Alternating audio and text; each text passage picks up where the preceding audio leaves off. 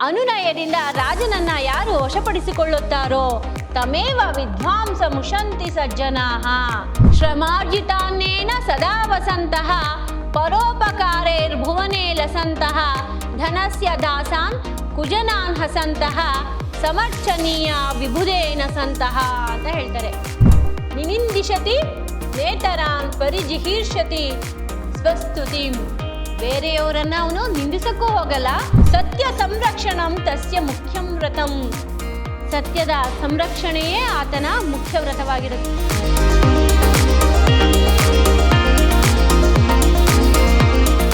ಶ್ರೀ ಗುರುಭ್ಯೋ ನಮಃ. ಹರಿಃ ಓಂ. ಭವತಾಂ ಸರ್ವೇಷಾಮಪಿ ದ್ವಿತೀಯ ಷಾಣ್ಮಾಸಿಕ ಸಂಸ್ಕೃತ ಕಕ್ಷಾಂ ಪ್ರತಿ ಸ್ವಾಗತಂ. ಮಮ ನಾಮ ಭಾರತಿ.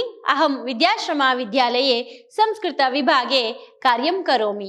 ಪ್ರಿಯ ವಿದ್ಯಾರ್ಥಿಗಳೇ, ಮೈಸೂರು ವಿಶ್ವವಿದ್ಯಾನಿಲಯದ ವ್ಯಾಪ್ತಿಗೆ ಸಂಬಂಧಪಟ್ಟಂತಹ ದ್ವಿತೀಯ ಸೆಮಿಸ್ಟರ್ BCA ವಿದ್ಯಾರ್ಥಿಗಳಿಗೆ ದ್ವಿತೀಯ ಸೆಮಿಸ್ಟರ್ ಸಂಸ್ಕೃತ ತರಗತಿಗೆ ಆತ್ಮೀಯ ಸ್ವಾಗತ. ಪ್ರಿಯ ವಿದ್ಯಾರ್ಥಿಗಳೇ, ನೀವು ಹಿಂದಿನ ತರಗತಿಯಲ್ಲಿ ಸಜ್ಜನ ಪ್ರಶಂಸ ಎನ್ನುವಂತಹ ಪಾಠದ ಮೊದಲನೆಯ ದಿನದ ತರಗತಿಯ ಬಗ್ಗೆ ಪಾಠವನ್ನ ಕೇಳ್ಕೊಂಡಿದ್ರಿ. ಇಂದು ನಾನು ಸಜ್ಜನ ಪ್ರಶಂಸ ಎನ್ನುವಂತಹ ಪಾಠದ ಎರಡನೇ ದಿನದ ತರಗತಿಯನ್ನ ಪ್ರಾರಂಭ ಮಾಡ್ತೇನೆ. ಬನ್ನಿ ವಿದ್ಯಾರ್ಥಿಗಳೇ, ಇಂದಿನ ತರಗತಿಯಲ್ಲಿ ಏನೆಲ್ಲ ವಿಚಾರಗಳನ್ನ ಕೊಟ್ಟಿದ್ದಾರೆ ಅನ್ನೋದನ್ನ ನೋಡೋಣ. ಪುರತಃ ಗಚ್ಚಾಮಃ. ಸಜ್ಜನರ ಸ್ವಭಾವಗಳು ಯಾವುದೆಲ್ಲ ಇದೆ ಅನ್ನೋದನ್ನ ಹೇಳಿದ್ರು ಹಿಂದಿನ ತರಗತಿಯಲ್ಲಿ ಅನ್ನೋದನ್ನ ಒಮ್ಮೆ ಮೆಲುಕು ಹಾಕಿ ಇಂದಿನ ತರಗತಿಯನ್ನ ಪ್ರಾರಂಭ ಮಾಡ್ತೇನೆ. ಈ ಸಜ್ಜನ ಅನ್ನಿಸ್ಕೊಳ್ಳುವನ ಗುಣ ಯಾವ ರೀತಿ ಇರುತ್ತಪ್ಪ ಅಂದ್ರೆ, ಆತನು ಸಮಸ್ತ ಪ್ರಪಂಚದಲ್ಲಿ ಸ್ನೇಹವನ್ನೇ ಬಯಸುವವನು. ಸಮಸ್ತ ಪ್ರಪಂಚದಲ್ಲಿ ಸ್ನೇಹವನ್ನೇ ಬಯಸುವವನು. ದುಃಖಿತರಾದಂತಹ ಎಲ್ಲರಿಗೂ ಕೂಡ ಕರುಣೆಯನ್ನ ಸುರಿಸುವವನು. ಶ್ರೇಷ್ಠ ಪಂಡಿತ ಜನರ ಬಗೆಗೆ ವಿನಯಶಾಲಿಯಾಗಿರುವವನು. ಅಂಥವನನ್ನು ಆರ್ಯನಿಗೆ ಸಮಾನನಾದಂತಹ ಸಜ್ಜನ ಅಂತ ಕರೀತಾರೆ ಅಂತ ಹೇಳಿದ್ರು. ಅದಾದ ನಂತರ ಯಾರ ನುಡಿಯು ಸಂತೋಷವನ್ನ ನೀಡುವುದೋ, ಯಾರ ಮಾತು ಹಿತವನ್ನ ಉಂಟು ಮಾಡುವುದೋ, ಯಾರ ಜೊತೆ ಮಾತನಾಡಿದರೆ ನಮಗೆ ಸಮಾಧಾನ ಉಂಟಾಗುವುದೋ, ಅಂದ್ರೆ ಯಾರ ಸಂದರ್ಶನವು ನಮ್ಮ ನೋವನ್ನ ನಿವಾರಿಸುತ್ತದೆಯೋ ಅವನು ಜಗತ್ತಿಗೆ ಅಲಂಕಾರನು. ಅಂಥವನನ್ನ ಸಜ್ಜನರೆಂದು ಕರೆಯುತ್ತಾರೆ ಅಂತ ಹೇಳಿದ್ರು. ಅದಾದ ನಂತರ ಯಾರ ಮನಸ್ಸನ್ನ ಮನ್ಮಥಾಗ್ನಿಯ ಜ್ವಾಲೆಯು ಮುಟ್ಟಿರುವುದಿಲ್ಲವೋ, ವಿಶಾಲವಾದಂತಹ ವಿದ್ಯೆಯು ಯಾರಿಗೆ ಗರ್ವವನ್ನ ಹುಟ್ಟಿಸುವುದಿಲ್ಲವೋ ಮತ್ತು ಪರರ ಹಣಕ್ಕಾಗಿ ಯಾರ ಮನಸ್ಸು ನಡುಗುವುದಿಲ್ಲವೋ ಅವನನ್ನ ಪಂಡಿತರು ಸಜ್ಜನ ಎಂದು ಕರೆಯುತ್ತಾರೆ ಅಂತ ಹೇಳ್ತಾರೆ. ಅರ್ಥ ಆಗ್ತಿದೆ ಅಲ್ವಾ ಮಕ್ಕಳೇ? ಯಾರ ಮನಸ್ಸನ್ನ ಮನ್ಮಥಾಗ್ನಿಯ ಜ್ವಾಲೆಗಳು ಮುಟ್ಟುವುದಿಲ್ಲವೋ, ಹಾಗೂ ವಿದ್ಯೆ ಇದ್ರೂ ಕೂಡ ಯಾರಿಗೆ ಅಹಂಕಾರವಿರುವುದಿಲ್ಲವೋ ಮತ್ತು ಪರರ ಹಣವನ್ನ ನೋಡಿದಾಗ ಯಾರ ಮನಸ್ಸು ನಡುಗುವುದಿಲ್ಲವೋ ಅಂಥವನನ್ನ ಸಜ್ಜನನೆಂದು ಕರೆಯುತ್ತಾರೆ. ನಂತರ ಸಜ್ಜನನ ಮಾತು ಮೊದಲು ಬೇವಿನ ಹಣ್ಣಿಗಿಂತಲೂ ಕೂಡ ಕಹಿಯಾಗಿರುತ್ತದೆ, ಆದರೆ ಅದು ಪರಿಣಾಮದಲ್ಲಿ ಬೆಲ್ಲದ ಚೂರಿಗಿಂತಲೂ ಕೂಡ ಬಹಳ ಸಿಹಿಯಾಗಿರುತ್ತದೆ. ಹಾಗಾಗಿ ಯಾವಾಗಲೂ ವಿನಯಶಾಲಿಯು ಸಜ್ಜನನ ಮಾತನ್ನ ಕೇಳಬೇಕು ಅಂತ ಹೇಳ್ತಾರೆ. ಅದಾದ ನಂತರ ಹೇಳ್ತಾರೆ, ಹುಟ್ಟಿನಿಂದಲೇ ಯಾರು ಕೂಡ ಸಜ್ಜನನಾಗಿ ಹುಟ್ಟುವುದಿಲ್ಲ. ಹುಟ್ಟಿನಿಂದಲೇ ಯಾರು ಕೂಡ ಸಜ್ಜನನಾಗುವುದಿಲ್ಲ. ರೂಪದಿಂದಾಗಲಿ ಅಥವಾ ವಿಪುಲವಾದಂತಹ ಹಣದಿಂದ ಆಗಲಿ ಯಾರೂ ಕೂಡ ಸಜ್ಜನನೆನಿಸುವುದಿಲ್ಲ. ಒಳ್ಳೆಯ ಕೆಲಸದಿಂದ, ಭೂತ ದಯೆಯಿಂದ ಹಾಗೂ ಮಾಡುವಂತಹ ಒಳ್ಳೆಯ ಕೆಲಸಗಳಿಂದ ಮಾತ್ರ ಒಬ್ಬ ಮನುಷ್ಯ ಸಜ್ಜನ ಅಂತ ಅನ್ನಿಸ್ಕೊಳ್ತಾನೆ ಹೊರತು ಅದು ಬಿಟ್ಟು ಬೇರೆ ಯಾವುದರಿಂದಲೂ ಕೂಡ ಅವನು ಸಜ್ಜನ ಅಂತ ಅನ್ನಿಸ್ಕೊಳ್ಳೋದಕ್ಕೆ ಸಾಧ್ಯವಿಲ್ಲ ಅಂತ ಹೇಳ್ತಾರೆ. ಹಾಗಾಗಿ ಭೂತದಯೆ, ಪರೋಪಕಾರ, ಒಳ್ಳೆಯ ಶುಭ ಗುಣಗಳನ್ನ ಯಾರು ಕಲ್ತ್ಕೊಂಡಿರ್ತಾರೋ ಅಂಥವ್ರನ್ನ ನಾವು ಸಜ್ಜನರು ಅಂತ ಕರಿಬಹುದು ಅಂತ ಹೇಳಿ ಹಿಂದಿನ ತರಗತಿಯಲ್ಲಿ ಪಾಠವನ್ನ ಕೇಳ್ಕೊಂಡಿದ್ರಿ. ಅಲ್ಲಿಂದ ಮುಂದುವರೆದ ಪಾಠ 6ನೆಯ ಶ್ಲೋಕ. ಹಿಂದಿನ ತರಗತಿಯಲ್ಲಿ ನೀವು 5 ಶ್ಲೋಕದವರೆಗೆ ಪಾಠವನ್ನ ಕೇಳ್ಕೊಂಡಿದ್ರಿ. ಇಂದು ನಾನು 6ನೆಯ ಶ್ಲೋಕದಿಂದ ಪಾಠವನ್ನ ಪ್ರಾರಂಭ ಮಾಡ್ತೇನೆ. 6ನೆಯ ಶ್ಲೋಕ. ನಯೇನ ಶಿಷ್ಟಾನ್ ವಿನಯೇನ ಪಂಡಿತಾನ್ ವಶೀಕರೋತಿ ಪ್ರಣಯೇನ ಯೋ ವಧೂಂ ನೃಪಂ ವಿಶೇಷಾನು ನಯೇನ ಚ ಶ್ರಯೇತ್ ನಮೇವ ವಿದ್ವಾಂಸಂ ಮುಷಂತಿ ಸಜ್ಜನಾಃ. ಏನಂತ ಹೇಳ್ತಾರೆ ಈ ಶ್ಲೋಕದಲ್ಲಿ ನೋಡೋಣ ಬನ್ನಿ ಮಕ್ಕಳೇ. ಸಜ್ಜನರ ಗುಣಗಳನ್ನ ಇನ್ನೂ ಹೇಳ್ತಾ ಹೋಗ್ತಾರೆ. ನಯೇನ ಶಿಷ್ಟಾನ್, ನಯದಿಂದ ಶಿಷ್ಟರನ್ನು, ವಿನಯೇನ ಪಂಡಿತಾನ್, ವಿನಯದಿಂದ ಪಂಡಿತರನ್ನು, ವಶೀಕರೋತಿ, ಯಾರು ವಶೀಕರಿಸುತ್ತಾರೋ, ಪ್ರಣಯೇನ ಯೋ ವಧೂಂ, ಪ್ರಣಯದಿಂದ ತನ್ನ ಪ್ರಿಯೆಯನ್ನು, ನೃಪಂ ವಿಶೇಷಾನು ನಯೇನ ಶ್ರಯೇತ್. ಏನ್ ಹೇಳ್ತಾರೆ? ಅನುನಯದಿಂದ ರಾಜನನ್ನ ಯಾರು ವಶಪಡಿಸಿಕೊಳ್ಳುತ್ತಾರೋ ತಮೇವ ವಿದ್ವಾಂಸ ಮುಷಂತಿ ಸಜ್ಜನಾಃ, ಅಂಥವರನ್ನ ಪಂಡಿತರು ಏನಂತ ಕರೀತಾರೆ? ಸಜ್ಜನರು ಅಂತ ಕರೀತಾರೆ. ಅರ್ಥ ಆಗ್ತಿದೆ ಅಲ್ವಾ ಮಕ್ಕಳೇ? ಬಹಳ ಸುಲಭವಾಗಿದೆ. ಈ ಶ್ಲೋಕದ ತಾತ್ಪರ್ಯ ಈ ರೀತಿ ಬರುತ್ತೆ. Very important for examination also. ಎಕ್ಸಾಮಿನೇಷನ್ಗೂ ಕೂಡ ಬಹಳ ಬಹಳ ಮುಖ್ಯವಾಗಿರುವಂತಹ ಪ್ರಶ್ನೆ. ಇದಕ್ಕೆ ತಾತ್ಪರ್ಯವನ್ನ ಬರೆಯಲಿಕ್ಕೆ ಕೊಡ್ತಾರೆ. ಈ ಶ್ಲೋಕದ ತಾತ್ಪರ್ಯ ಈ ರೀತಿ ಬರುತ್ತೆ ಮಕ್ಕಳೇ. ಯಾವನು ನೀತಿಯಿಂದ ಶಿಷ್ಟರನ್ನು, ವಿನಯದಿಂದ ಪಂಡಿತರನ್ನು, ಪ್ರಣಯದಿಂದ ಪ್ರಿಯೆಯನ್ನು, ಅನುನಯದಿಂದ ಪ್ರಭುಗಳನ್ನ ಯಾರು ವಶಪಡಿಸಿಕೊಳ್ಳುತ್ತಾರೋ ಅಂಥವರನ್ನ ಪಂಡಿತರು, ಸಜ್ಜನ ಎಂದು ಕರೆಯುತ್ತಾರೆ ಅಂತ ಹೇಳಿ ಈ ಶ್ಲೋಕದ ತಾತ್ಪರ್ಯ ಆಗುತ್ತೆ ಮಕ್ಕಳೇ. ಈ ಶ್ಲೋಕದ ತಾತ್ಪರ್ಯ ನಿಮಗೆ ಅರ್ಥ ಆಗಿದೆ ಅಂತ ಭಾವಿಸಿದ್ದೇನೆ. ಯಾರನ್ನ ಯಾವುದರ ಮುಖಾಂತರ ವಶಪಡಿಸ್ಕೊಳ್ತಾರೆ ಅನ್ನೋದನ್ನ ಇಲ್ಲಿ ಹೇಳಿದ್ದಾರೆ. ಹಾಗಾಗಿ ಒಬ್ಬ ಸಜ್ಜನ ಅಂತ ಅನ್ನಿಸ್ಕೊಳ್ಬೇಕಾದ್ರೆ ಅವನ ಗುಣ ಏನಿರುತ್ತೆ ಅನ್ನೋದನ್ನ ಈ ಶ್ಲೋಕದಲ್ಲಿ ತಿಳಿಸಿದ್ದಾರೆ. ಪಂಡಿತರು ಯಾರನ್ನ ಸಜ್ಜನರು ಅಂತ ಕರೀತಾರೆ ಅನ್ನೋದನ್ನ ಈ ಶ್ಲೋಕದಲ್ಲಿ ಸುಂದರವಾಗಿ ವರ್ಣನೆಯನ್ನು ಮಾಡಿದ್ದಾರೆ. ಬಹಳ ಮುಖ್ಯವಾದ ಶ್ಲೋಕ. ಅರ್ಥ ಆಗಿದೆ ಅಂತ ಭಾವಿಸ್ತಿದ್ದೀನಿ ಮಕ್ಕಳೇ ನಿಮಗೆಲ್ಲ ಈ ಶ್ಲೋಕದ ತಾತ್ಪರ್ಯ. ಮುಂದಿನ ಶ್ಲೋಕಕ್ಕೆ ಹೋಗೋಣ. ಪುರತಃ ಗಚ್ಚಾಮಃ. ಮುಂದಿನ ಶ್ಲೋಕ 7ನೆಯ ಶ್ಲೋಕ. ಶ್ರಮಾರ್ಜಿತಾನ್ನೇನ ಸದಾ ವಸಂತಃ ಪರೋಪಕಾರೈರ್ಭುವನೇ ಲಸಂತಃ ಧನಸ್ಯ ದಾಸಾನ್ ಕುಜನಾನ್ ಹಸಂತಃ ಸಮರ್ಚನೀಯ ವಿಬುಧೇನ ಸಂತಹ ಅಂತ ಹೇಳ್ತಾರೆ. ಎಷ್ಟು ಸುಂದರವಾದಂತಹ ಶ್ಲೋಕ. ಇಲ್ಲೂ ಕೂಡ ಸಜ್ಜನರ ಗುಣಗಳನ್ನೇ ಹೇಳುವಂಥದ್ದು. ಏನು ಹೇಳ್ತಾರಪ್ಪ ಈ ಶ್ಲೋಕದ ಅರ್ಥವನ್ನು ನೋಡೋಣ ಮಕ್ಕಳೇ. ಶ್ರಮಾರ್ಜಿತಾನ್ನೇನ ಸದಾ ವಸಂತಃ. ದುಡಿದು ಗಳಿಸಿದಂತಹ ಅನ್ನದಿಂದಲೇ ಬದುಕುವವನು, ಶ್ರಮದಿಂದ ಪಡೆದಂತಹ ಹಣದಿಂದ ಅನ್ನವನ್ನ ತಿನ್ನುವಂತಹವನು ಅಂತ ಅರ್ಥ ಬರುತ್ತೆ.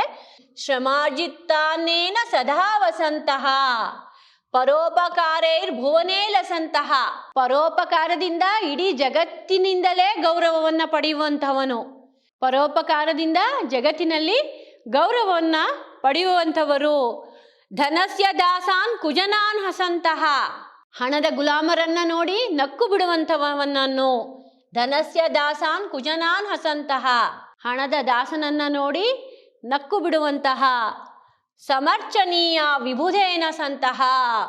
ಜಾಣನು ಅಂಥವರನ್ನೇ ಪೂಜಿಸಬೇಕು ಅಂತ ಹೇಳ್ಬಿಟ್ಟು ಹೇಳ್ತಾರೆ. ಒಬ್ಬ ಸಜ್ಜನನ ಗುಣ ಯಾವ ಥರ ಇರಬೇಕು, ಅಂಥವನನ್ನ ಜಾಣನು ಕೂಡ ಪೂಜಿಸಬೇಕು ಅಂತ ಹೇಳ್ತಾರೆ. ಈ ಶ್ಲೋಕದ ಒಟ್ಟಾರೆ ತಾತ್ಪರ್ಯವನ್ನ ನೋಡೋಣ. ದುಡಿದು ಗಳಿಸಿದಂತಹ ಹಣದಿಂದಲೇ ಅನ್ನವನ್ನ ತಿನ್ನುವಂತಹವನು. ದುಡಿದು ಗಳಿಸಿದಂತಹ ಹಣದಿಂದಲೇ ಅನ್ನವನ್ನ ತಿನ್ನುವಂತಹ ಹಾಗೂ ಪರೋಪಕಾರ ಗುಣದಿಂದ ಇಡೀ ಜಗತ್ತಿನಲ್ಲೇ ಹೆಸರು ಮಾಡುವಂತಹ, ಏನು ಅವನ ಒಳ್ಳೆಯ ಉಪಕಾರ ಗುಣದಿಂದ ಇಡೀ ಜಗತ್ತಿನಲ್ಲಿ ಗೌರವಕ್ಕೆ ಪಾತ್ರವಾದಂಥವನ ಹಾಗೂ ಹಣದ ಗುಲಾಮರನ್ನ ನೋಡಿ ನಕ್ಕು ಬಿಡುವವನು.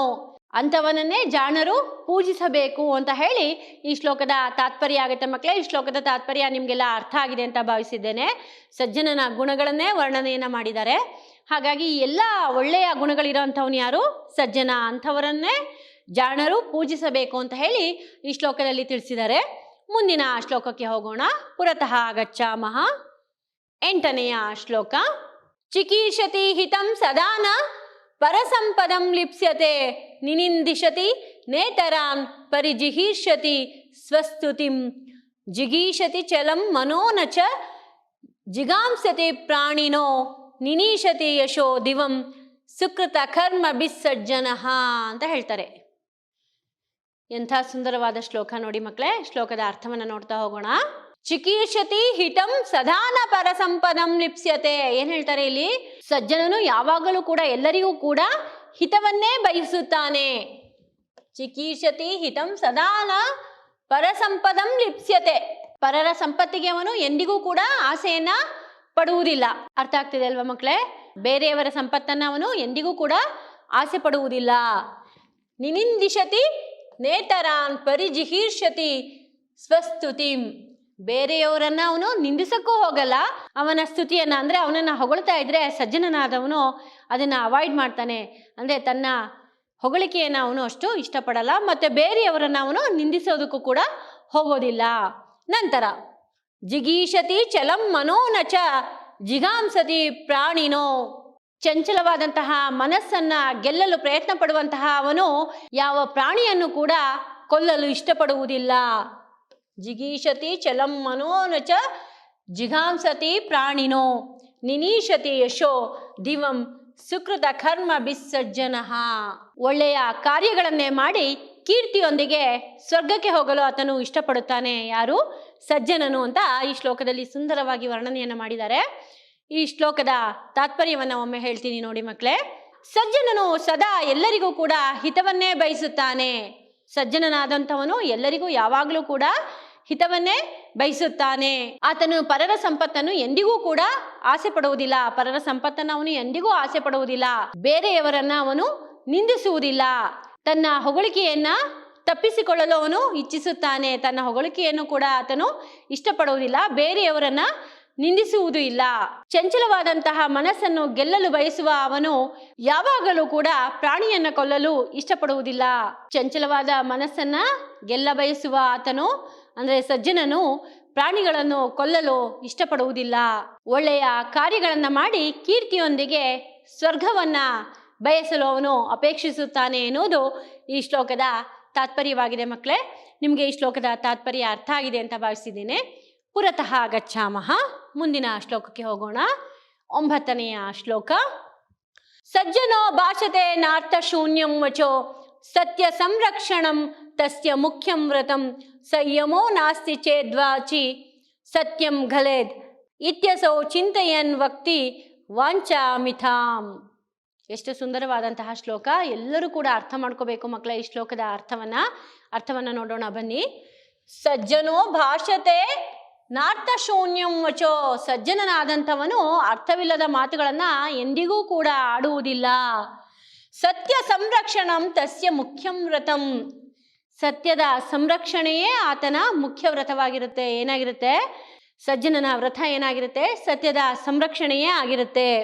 ಸಂಯಮೋ ನಾಸ್ತಿ ಚೇದ್ವಾಚಿ ಸತ್ಯಂ ಘಲೇದ್.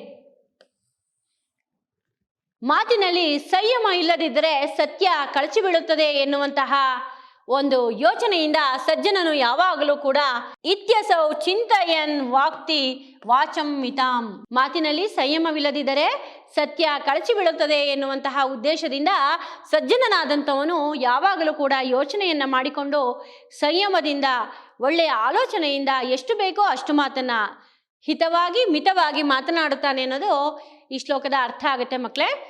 ಶ್ಲೋಕದ ಒಟ್ಟಾರೆ ತಾತ್ಪರ್ಯವನ್ನು ನೋಡೋಣ. ಈ ಸಜ್ಜನನಾದಂಥವನು ಯಾವಾಗಲೂ ಕೂಡ ವ್ಯರ್ಥವಾದಂತಹ ಮಾತುಗಳನ್ನ ಎಂದಿಗೂ ಕೂಡ ಆಡೋದಿಲ್ಲ. ಸತ್ಯ ಸಂರಕ್ಷಣೆ ಅನ್ನೋದೇ ಆತನ ವ್ರತವಾಗಿರುತ್ತೆ. ಹಾಗಾಗಿ ಸಂಯಮವನ್ನ ಕಳ್ಕೊಂಡು ಏನಾದರೂ ಮಾತನಾಡಿದಾಗ ಸತ್ಯ ಎಲ್ಲಿ ಕಳಚಿ ಬೀಳುತ್ತದೋ ಎನ್ನುವಂತಹ ಒಂದು ಯೋಚನೆಯಿಂದ ಆತ ಏನ್ ಮಾಡ್ತಾನೆ ಅಂದ್ರೆ ಈ ಹಿತವಾಗಿ ಮಿತವಾಗಿ ಎಷ್ಟು ಬೇಕೋ ಅಷ್ಟು ಮಾತುಗಳನ್ನ ಮಾತ್ರ ಆಡ್ತಾನೆ. ಮಿತವಾದ ಮಾತುಗಳನ್ನೇ ಆಡುವಂಥವನು ಯಾರು? ಸಜ್ಜನನು ಅಂತ ಹೇಳಿ ಈ ಶ್ಲೋಕದ ತಾತ್ಪರ್ಯ ಆಗುತ್ತೆ ಮಕ್ಕಳೇ. ಈ ಶ್ಲೋಕದ ತಾತ್ಪರ್ಯ ನಿಮಗೆಲ್ಲ ಅರ್ಥ ಆಗಿದೆ ಅಂತ ಭಾವಿಸಿದ್ದೀನಿ. ಮುಂದಿನ ಶ್ಲೋಕಕ್ಕೆ ಹೋಗೋಣ. ಪುರತಃ ಗಚ್ಚಾಮಃ.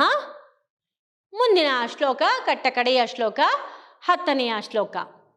ಶಿಶಿರಕರ ಇವಾಯಂ ಸಜ್ಜನೋ ಅನ್ಯೋಪಕಾರಿ ಸುರತರುರಿವ ಭೂಮಾವರ್ತಿನ ಮಿಷ್ಟದಾಯಿ ಋಷಿರಿವ ಜಿತಕಾಶಿ ವಾಗ್ಯತಃ ಸತ್ಯವಾದಿ ಮೃಗಪತಿರಿವ ಮಾನಿ ಸರ್ವದಾ ಧೈರ್ಯಶಾಲಿ.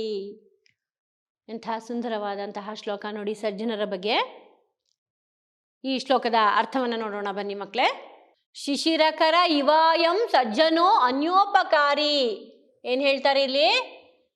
ಶಿಶಿರಕರ ಇವಾಯಂ ಅಂದ್ರೆ ಚಂದ್ರನಂತೆ ಯಾವಾಗಲೂ ಕೂಡ ಸಜ್ಜನನು ಪರೋಪಕಾರಿಯೋ.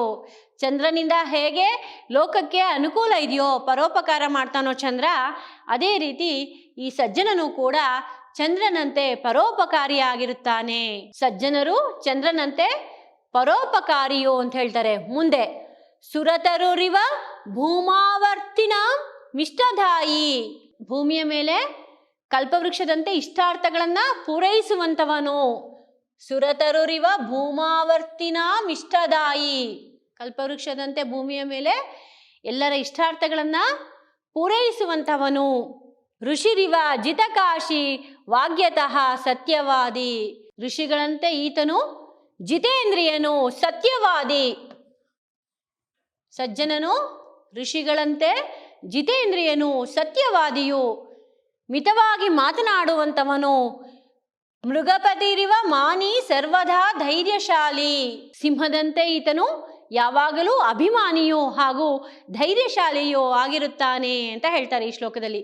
ಅರ್ಥ ಆಗ್ತಿದೆ ಅಲ್ವಾ ಮಕ್ಕಳೇ? ಮೃಗಪತಿರಿವ ಮಾನಿ ಸರ್ವದಾ ಧೈರ್ಯಶಾಲಿ. ಸಿಂಹದಂತೆ ಯಾವಾಗಲೂ ಕೂಡ ಆತನು ಅಭಿಮಾನಿಶಾಲಿಯಾಗಿಯೂ ಧೈರ್ಯಶಾಲಿಯಾಗಿಯೂ ಇರ್ತಾನೆ. ಯಾರು? ಸಜ್ಜನನು ಅಂತ ಈ ಶ್ಲೋಕದಲ್ಲಿ ಹೇಳ್ತಾರೆ. ಶ್ಲೋಕದ ತಾತ್ಪರ್ಯವನ್ನು ಒಮ್ಮೆ ನೋಡೋಣ ಮಕ್ಕಳೇ. ಈ ಸಜ್ಜನನ ಗುಣ ಯಾವ ರೀತಿ ಇರುತ್ತಪ್ಪ ಅಂದರೆ, ಚಂದ್ರನಂತೆ ಪರೋಪಕಾರ ಗುಣವನ್ನ ಹೊಂದಿರುವಂಥವನು ಸಜ್ಜನನಾಗ್ತಾನೆ.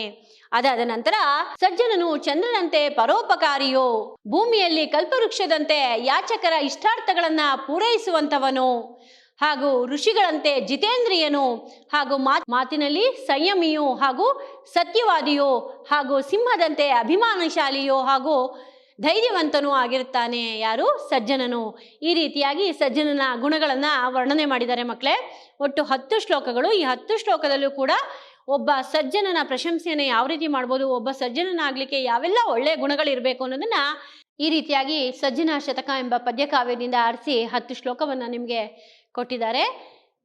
ಈ 10 ಶ್ಲೋಕಗಳು ಕೂಡ ನಿಮ್ಗೆಲ್ಲ ಅರ್ಥ ಆಗಿದೆ ಅಂತ ಭಾವಿಸಿದ್ದೇನೆ ಮಕ್ಕಳೇ. ಬನ್ನಿ ವಿದ್ಯಾರ್ಥಿಗಳೇ, ಇಂದಿನ ಶ್ಲೋಕದ ಸಾರಾಂಶವನ್ನ ಒಮ್ಮೆ ತಿಳಿಸ್ತೇನೆ.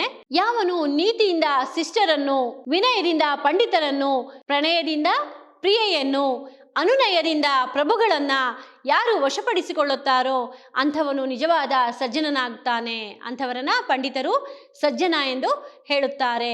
ನಂತರ ದುಡಿದು ಗಳಿಸಿದಂತಹ ಹಣದಿಂದಲೇ ಅನ್ನವನ್ನ ತಿನ್ನುವಂಥವನು, ತಾನು ದುಡಿದು ಕಷ್ಟಪಟ್ಟು ದುಡಿದಂತಹ ಹಣದಿಂದಲೇ ಅನ್ನವನ್ನ ತಿನ್ನುವಂಥವನು, ಪರೋಪಕಾರ ಗುಣದಿಂದ ಇಡೀ ಜಗತ್ತಿನಲ್ಲೇ ಗೌರವಕ್ಕೆ ಪಾತ್ರರಾದಂಥವರು, ಹಣದ ಗುಲಾಮರನ್ನ ನೋಡಿ ನಕ್ಕು ಬಿಡುವವನು, ಅಂಥವರನ್ನೇ ಜಾಣರು ಪೂಜಿಸಬೇಕು, ಅಂಥವರೇ ಸಜ್ಜನರು ಅಂತ ಹೇಳಿದ್ದಾರೆ. ಅದಾದ ನಂತರ ಸಜ್ಜನನು ಯಾವಾಗಲೂ ಎಲ್ಲರಿಗೂ ಕೂಡ ಹಿತವನ್ನೇ ಬಯಸಲು ನೋಡುತ್ತಾನೆ. ಸಜ್ಜನನಾದಂಥವನು ಯಾವಾಗಲೂ ಕೂಡ ಎಲ್ಲರಿಗೂ ಕೂಡ ಹಿತವನ್ನೇ ಬಯಸುತ್ತಾನೆ. ಯಾರಿಗೂ ಕೂಡ ಅವನು ನೋಯಿಸುವುದಿಲ್ಲ, ಪರರನ್ನ ನಿಂದಿಸುವುದಿಲ್ಲ, ತನ್ನ ಹೊಗಳಿಕೆಯನ್ನ ಅವನು ತಪ್ಪಿಸಿಕೊಳ್ಳಲು ಇಚ್ಛಿಸುತ್ತಾನೆ. ಮತ್ತೆ ಬೇರೆಯವರ ಹಣವನ್ನ ಆತನು ಎಂದಿಗೂ ಕೂಡ ಆಸೆ ಪಡುವುದಿಲ್ಲ. ಬೇರೆಯವರ ಹಣವನ್ನ ಅವನು ಎಂದಿಗೂ ಕೂಡ ಆಸೆ ಪಡುವುದಿಲ್ಲ. ಚಂಚಲ ಮನಸ್ಸನ್ನ ಗೆಲ್ಲ ಬಯಸಿದಂತಹ ಆತನು ಯಾವ ಪ್ರಾಣಿಯನ್ನ ಕೂಡ ಕೊಲ್ಲಲು ಇಷ್ಟಪಡುವುದಿಲ್ಲ. ಒಳ್ಳೆಯ ಕಾರ್ಯಗಳನ್ನ ಮಾಡಿ ಕೀರ್ತಿಯೊಂದಿಗೆ ಸ್ವರ್ಗಕ್ಕೆ ಹೋಗಲು ಆತನು ಅಪೇಕ್ಷಿಸುತ್ತಾನೆ. ಯಾರು? ಸಜ್ಜನನ ಗುಣಗಳು ಮಕ್ಕಳೇ. ಒಳ್ಳೆಯ ಕೆಲಸಗಳನ್ನೇ ಮಾಡಿ ಕೀರ್ತಿಯೊಂದಿಗೆ ಆತನು ಸ್ವರ್ಗಕ್ಕೆ ಹೋಗಲು ಅಪೇಕ್ಷಿಸುತ್ತಾನೆ ಅಂತ ಹೇಳ್ತಾರೆ. ಅದಾದ ನಂತರ ಸಜ್ಜನನಾದಂಥವನು ಅರ್ಥವಿಲ್ಲದ ಮಾತುಗಳನ್ನ ಎಂದಿಗೂ ಕೂಡ ಆಡುವುದಿಲ್ಲ. ಯಾಕೆ ಅಂದ್ರೆ ಅರ್ಥವಿಲ್ಲದ ಮಾತಿನಿಂದ ಏನೂ ಉಪಯೋಗ ಇಲ್ಲ ಅನ್ನೋದು ಅವನಿಗೆ ಗೊತ್ತಿರುತ್ತೆ. ಹಾಗಾಗಿ ಆತನು ಸಂಯಮದಿಂದ ಯೋಚನೆ ಮಾಡಿ ಒಳ್ಳೆಯ ಮಾತುಗಳನ್ನೇ ಆಡ್ತಾನೆ. ಸಜ್ಜನನು ವ್ಯರ್ಥವಾದ ಮಾತುಗಳನ್ನ ಎಂದಿಗೂ ಕೂಡ ಆಡುವುದಿಲ್ಲ. ಯಾಕೆ ಅಂದ್ರೆ ಸತ್ಯ ಸಂರಕ್ಷಣೆಯೇ ಅವನ ವ್ರತವಾಗಿರುತ್ತದೆ, ಸತ್ಯದ ರಕ್ಷಣೆಯೇ ಆತನ ವ್ರತವಾಗಿರುತ್ತದೆ. ಸಂಯಮವಿಲ್ಲದಿದ್ದರೆ ಸತ್ಯವು ಕಳಚಿ ಬೀಳುತ್ತದೆ ಎನ್ನುವಂತಹ ಉದ್ದೇಶದಿಂದ ಸಜ್ಜನನು ಯಾವಾಗಲೂ ಕೂಡ ಹಿತವಾಗಿ ಮಿತವಾಗಿಯೇ ಮಾತನಾಡುತ್ತಾನೆ ಅಂತ ಹೇಳಿದ್ದಾರೆ ಶ್ಲೋಕದಲ್ಲಿ.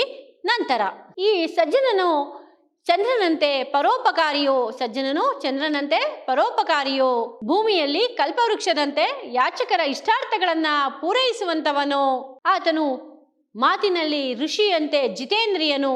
ಸಜ್ಜನನಾದಂಥವನು ಮಾತಿನಲ್ಲಿ ಋಷಿಯಂತೆ ಜಿತೇಂದ್ರಿಯನು, ಸಂಯಮಿಯು ಹಾಗೂ ಸತ್ಯವಾದಿಯು, ಸಿಂಹದಂತೆ ಅಭಿಮಾನಶಾಲಿಯೋ ಹಾಗೂ ಧೈರ್ಯವಂತನೂ ಆಗಿರುತ್ತಾನೆ ಅಂತ ಹೇಳಿ ಸಜ್ಜನರ ಯಾವ ಒಳ್ಳೆಯ ಗುಣಗಳನ್ನ ಈ 10 ಶ್ಲೋಕಗಳಲ್ಲಿ ನಿಮಗೆ ಹೇಳಿದ್ದಾರೆ ಮಕ್ಕಳೇ. ಬಹಳ ಸುಂದರವಾದಂತಹ ಶ್ಲೋಕಗಳು. ಮತ್ತೆ ಪ್ರತಿಯೊಬ್ಬರೂ ಕೂಡ ಜೀವನಕ್ಕೆ ಆ ಸಜ್ಜನರ ಮೌಲ್ಯಗಳನ್ನ ಅಳವಡಿಸ್ಕೊಳ್ಳುವುದು ಬಹಳ ಉತ್ತಮ ಅಂತ ಹೇಳ್ತೀನಿ. ಹಾಗಾಗಿ ಸಜ್ಜನರ ಪ್ರಶಂಸೆ ಅಂದ್ರೆ ಸಜ್ಜನರನ್ನ ಹೇಗೆ ಪ್ರೈಸ್ ಮಾಡೋದು, ಅಂದ್ರೆ ಯಾವ ರೀತಿಯಲ್ಲಿ ಸಜ್ಜನರನ್ನ ಹೊಗಳುವಂತಹದ್ದು, ಸಜ್ಜನರ ಗುಣಗಳೇನು ಎನ್ನುವಂತಹ ಎಲ್ಲ ವಿಚಾರಗಳನ್ನ 10 ಶ್ಲೋಕಗಳಲ್ಲಿ ಬಹಳ ಸುಂದರವಾಗಿ ಲೇಖಕರಾದಂತಹ ನಮ್ಮ HV ನಾಗರಾಜರಾವ್ ಮಹೋದಯರು ತಿಳಿಸ್ಕೊಟ್ಟಿದ್ದಾರೆ ಮಕ್ಕಳೇ. ಪ್ರಿಯ ವಿದ್ಯಾರ್ಥಿಗಳೇ, ಇಂದಿಗೆ ಕಾವ್ಯ ಸುಹಾಸಹ ಭಾಗ 2 ಎನ್ನುವಂತಹ ಪಠ್ಯಪುಸ್ತಕದಲ್ಲಿರುವಂತಹ 5 ಪಾಠಗಳು ಹಾಗೂ ಎಲ್ಲ ವ್ಯಾಕರಣ ವಿಭಾಗಗಳು, ಇಡೀ ಪಠ್ಯಪುಸ್ತಕದ ಎಲ್ಲ ಪಾಠಗಳು ಕೂಡ ಮುಗ್ದಿದೆ. ಹಾಗಾಗಿ ನಿಮಗೆಲ್ಲರಿಗೂ ಕೂಡ ಒಳ್ಳೆಯದಾಗಲಿ ಅಂತ ಬಯಸ್ತಾ, ಪರೀಕ್ಷೆಯಲ್ಲಿ ಉತ್ತಮ ಅಂಕಗಳೊಂದಿಗೆ ತೇರ್ಗಡೆ ಹೊಂದಿ ಅಂತ ಆಶಿಸುತ್ತಾ ನಾನು ನನ್ನ ತರಗತಿಯನ್ನು ಮುಕ್ತಾಯ ಮಾಡ್ತೀನಿ ಮಕ್ಕಳೇ. ನಿಮಗೆಲ್ಲರಿಗೂ ಕೂಡ ಶುಭವಾಗಲಿ. ಧನ್ಯವಾದ. ಶುಭ ದಿನ.